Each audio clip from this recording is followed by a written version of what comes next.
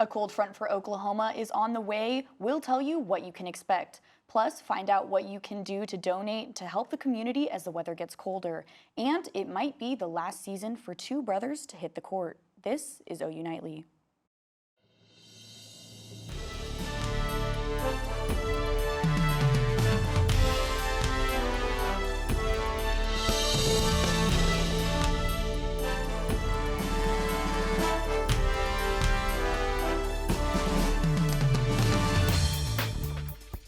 Thanks for watching OU Nightly. I'm Carolynn Felling. And I'm Roddy. We begin tonight with a bitter blast of cold weather. OU Nightly meteorologist Coy Taylor is tracking a line of storms and behind it, some serious wind and chills. Let's get it over to him for a first look at our forecast. Yes, ladies, it is really cooling down here.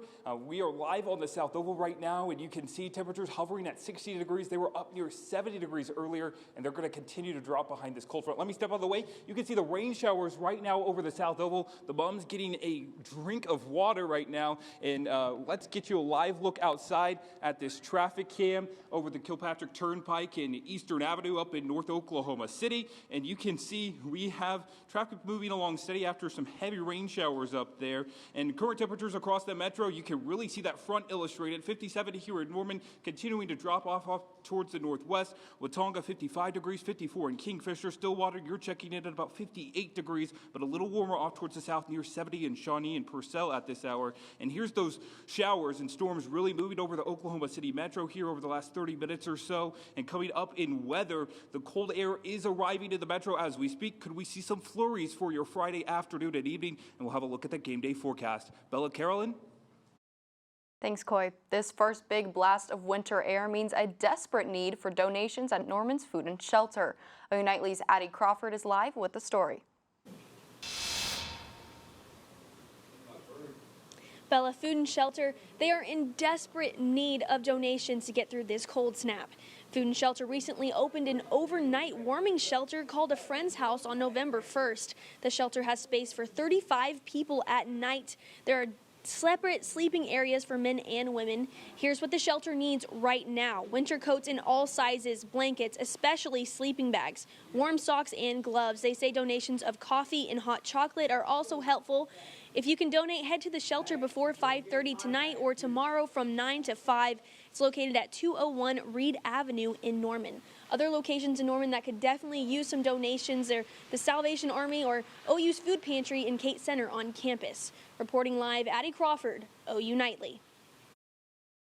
Thanks, Addie. A conspiracy theorist will pay a hefty price tag in relation to the Sandy Hook Elementary shooting. Mecca Thompson has that and the rest of today's headlines from the News Center.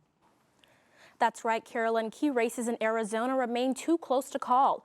A county plans to appeal a court ruling that is against hand-counted midterm election ballots. Advocates say it will ease fears that the electronic count was incorrect. And earlier this week, a judge ruled that undertaking a hand count to check the accuracy of the machines is against state law. InfoWars host Alex Jones and his company were ordered by a judge to pay an extra $473 million for promoting false conspiracy theories about the Sandy Hook school massacre. Jones repeatedly told his millions of followers the massacre was staged by crisis actors to enact more gun control. This brings the lawsuit to a whopping $1.44 billion.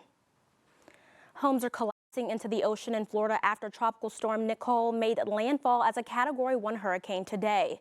Videos from eastern Florida show homes crumbling and leaving debris as the waves crash the coastline. Authorities have issued warnings to evacuate as the storm pushes large volumes of ocean water onshore.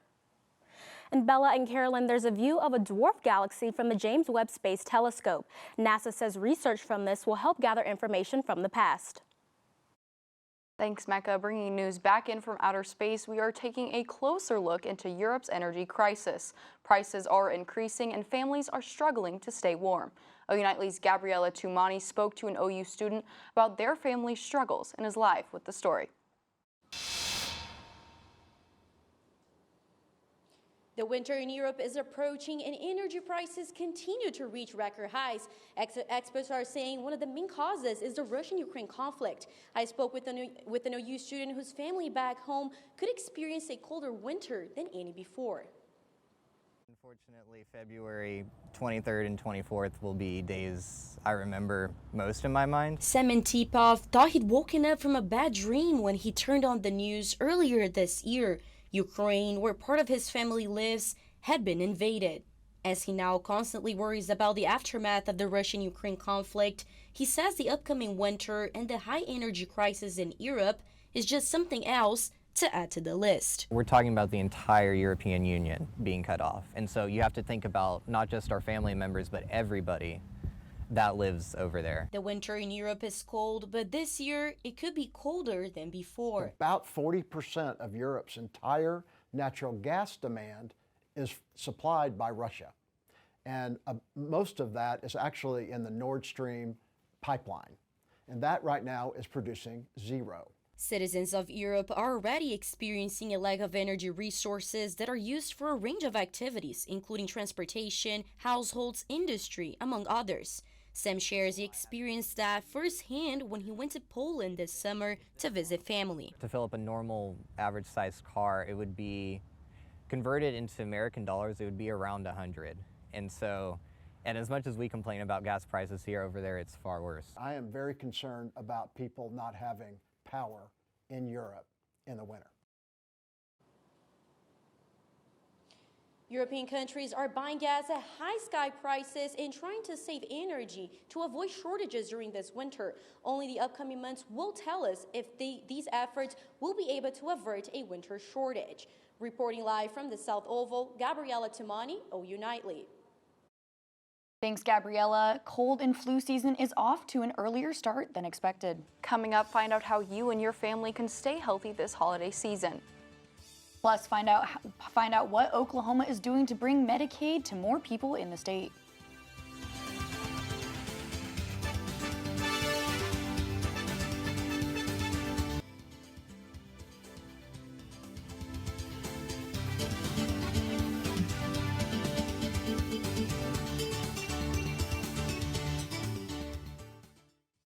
Eating deli meats from your local grocery store might come with an unexpected reaction.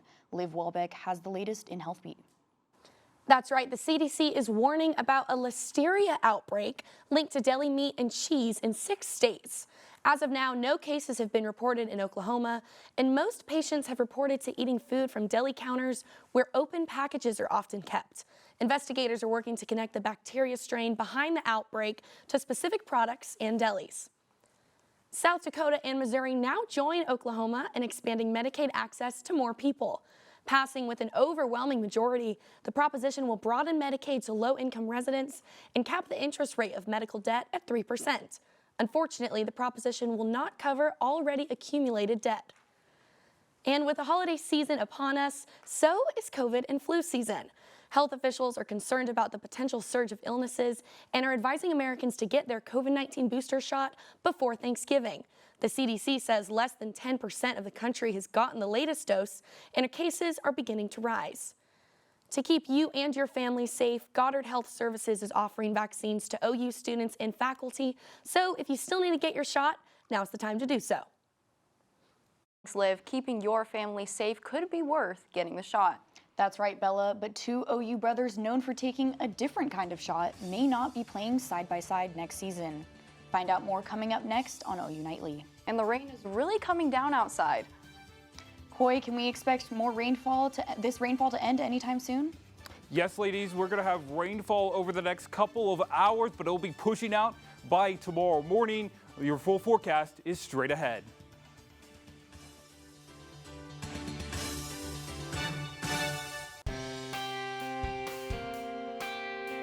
Welcome back to OU Nightly. Let's get a live look over the campus cam right now, and you can see it's a wet South Oval as we speak, and rain showers continuing. My shoes are still a little wet from my walk outside of my live shot, but this is what's the scene across much of the metro right now. 57 at Max Westheimer Airport here in Norman. We are reporting thunderstorms out there. The northwest wind has pushed through. That means the fronts pushed through, so those temperatures are going to bottom out here over the next couple of hours. So across the metro right now, again, Northwest Metro, West Metro, we're cooler because that cold front's moved through, and you can really see that cold front right here as it continues to slide further south. Purcell and Shawnee still in the upper 60s near 70. Guyman 58, we're to 58 in Elk City as well, and then a little warmer, 70s in eastern Oklahoma. They're still awaiting the front. So here's live radar right now. You can see the thunderstorm that we had over Oklahoma City, the heavier rain moving up what would be I-44 towards the Chandler area. And let's get a little bit closer look of this thunderstorm from Luther down towards Hara and what would be up towards the Chandler area. We are watching the storm continue to ride up I-40. So lightning, heavy rain, maybe some small hail upwards of pea-size going to be the threats with that as it continues to move up I-40 corridor. So here's Futurecast. You can see it does a good job of what we have going on. Rain mainly on the eastern sides of the Oklahoma City metro. And then as we go throughout the night tonight, some scattered showers. Here's midnight, drying out in some parts of central Oklahoma. And then as we head into tomorrow, we're going to see some more organized precipitation as we go from Friday afternoon into Friday evening. And I'm stopping it right here, and you can see some blue and pink mixing in. We could have a few flurries tomorrow afternoon and tomorrow evening, especially as the sun is setting and we start to cool off the atmosphere, and then we dry out for our early Saturday morning. So for tonight, we're going to talk colder temperatures below freezing up at the Panhandle. 38 does it here in Norman, and a little warmer, about 60 degrees down towards Idabel. Tomorrow, we're not budging much in the temperature department. We're going to see high temperatures in the 40s across the state. Then Saturday morning, a hard freeze possible, especially in the northwest. Look at that 18 degrees, the low temperature Saturday morning in Guyman, 30 here in Norman. So you want to break out the winter coats as well as the pants. And then as we fast forward into the latter half of this weekend and into next week, we are monitoring another storm system that has some cold air it's going to be working with. So this is Sunday, some clouds moving through the area, but we're dry on Sunday. Picking up Monday at midnight, you can see some snow in a storm system moving to the Texas and Oklahoma panhandles. We start off at rain here Monday morning in Norman and Oklahoma City. Then throughout the day, that colder air kind of sinks or at least tries to infiltrate the area, and we could have a rain-snow mix somewhere in central Oklahoma to southern Oklahoma. Again, too early to tell you about any accumulations, but we are monitoring that potential. Check back with us tomorrow and we'll have more information about that. But you can see the storm system really exits by Tuesday morning. We have some lingering cloud cover on Tuesday. Here's your 7-day forecast. 38 tonight, 44, so bring out that winter coat. 30 on Saturday, 47 for your Saturday.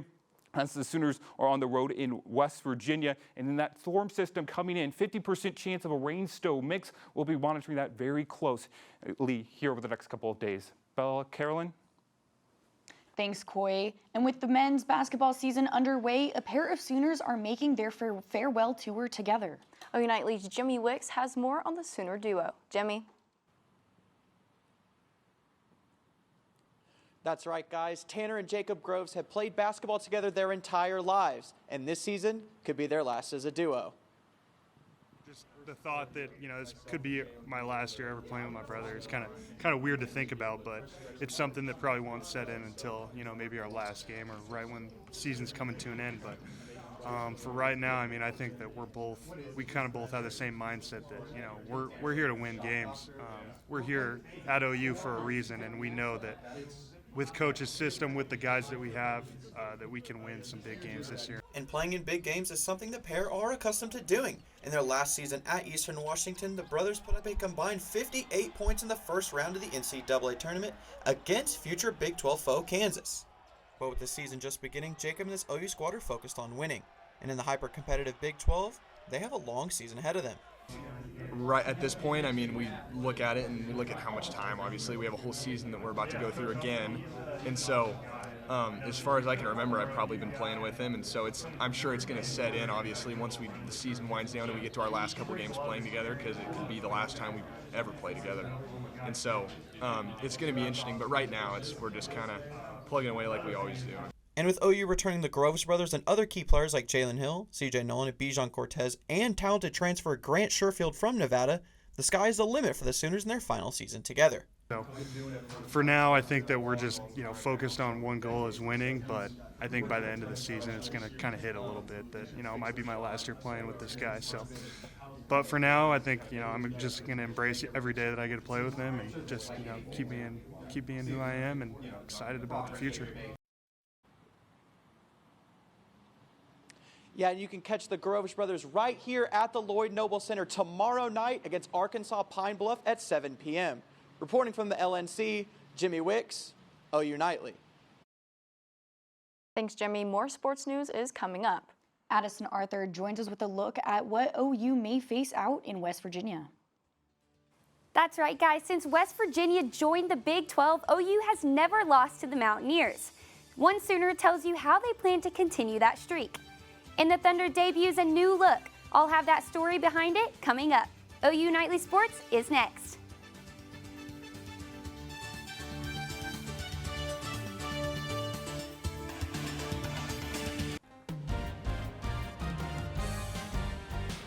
I'm Addison Arthur, and it's time for sports. The Sooners are hoping to bounce back and get a win on the road this weekend in Morgantown. They haven't played West Virginia since 2018, but they will be looking for their 10th straight win over the Mountaineers. Tight end Braden Willis says there is one key thing that everyone on the team can get better at. Yeah, we just got to be more disciplined, I think, and that goes for everybody, old guys and young guys alike. Just be more disciplined. You know, we do a good job of holding people accountable in practice, and we're going to continue to do that. And, you know, we're on to West Virginia. We're going to continue to work on that and, you know, just get better every week. OU women's basketball had a huge signing day, securing two of the nation's top prospects. Five-star prospect Sahara Williams from Iowa and Oklahoma's own Landry Allen from Tuttle. Williams and Allen will join the squad this summer and start preparing for the 23-24 season. As for the current Sooners basketball teams, both the women's and men's squads continue their non-conference slate tomorrow at the Lloyd Noble Center. The number 15 ranked women's team will host SMU for a field day game where over 5,000 elementary students will attend. And for the men's team, they will take on Arkansas Pine Bluff at 7 p.m. Sooner volleyball has gained some momentum as their season is coming to a close. They had a back-and-forth battle against Texas Tech and won in the 5th set. OU has now won 3 straight conference matches and is now 43-39 overall. They have 4 road games left in the season. The reigning national champs will wrap up their fall season tonight. OU softball was up 7-1 on North Central Texas College until the remainder of the game was canceled due to rain. We saw some familiar softball faces at the Thunder game last night. Jocelyn Allo and Lauren Chamberlain were throwing out some t-shirts to Thunder fans. The Sooner Legends were representing Oklahoma City's new pro team, the Spark. Speaking of the Thunder, they unveiled a new City Edition jersey that honors Oklahoma. The jersey represents the Oklahoma standard, honor, and kindness. The belt buckle features all 77 counties in Oklahoma.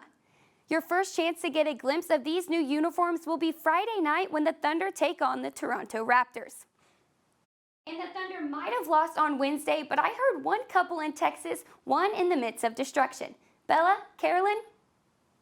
That's exactly right, Addison. A community came together to help a couple find the one thing they've been looking for. Find out just what it is and what it meant to these two lovebirds coming up.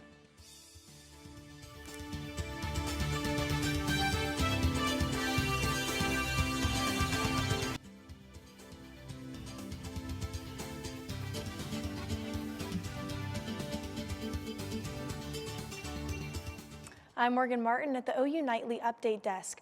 University of Kentucky student Sophia Rosing was seen on video repeatedly using racial slurs against a student worker on Sunday. As of Wednesday, she's been banned permanently from the university and has pleaded not guilty to multiple offenses, including public intoxication and third-degree assault of an officer. Back to you in the studio. Thanks, Morgan. The Lamar County tornado in Texas left a couple's house in ruins, so a team of volunteers searched the debris for one special ring, an engagement ring. And they found it. Then Lauren Patterson got the surprise she'd been waiting for.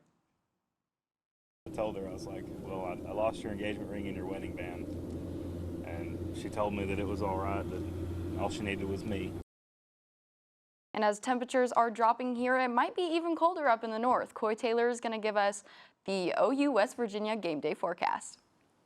Yes, ladies, we'll have that game day forecast here in a second. I just wanted to update our viewers on what radar looks like right now. Let's go up to what would be Lincoln County, a storm moving through there. I'm getting ready to move up I-44 towards the Chandler area, maybe some small pea-sized hail embedded in that. But here's your game day forecast. If you are headed to West Virginia to cheer on the Sooners, we're expecting 40s. It's going to feel the same as it's going to here in Norman, so not much relief if you're headed up there, and it's not going to be much colder. So both places about the same type of weather. 38 to 44 officially for your Friday. Then we had fast forward to Sunday, 50% chance of a rain-snow mix. If we don't see any snowflakes mixing in, then it would just be a cold rain for your Monday afternoon. Ladies?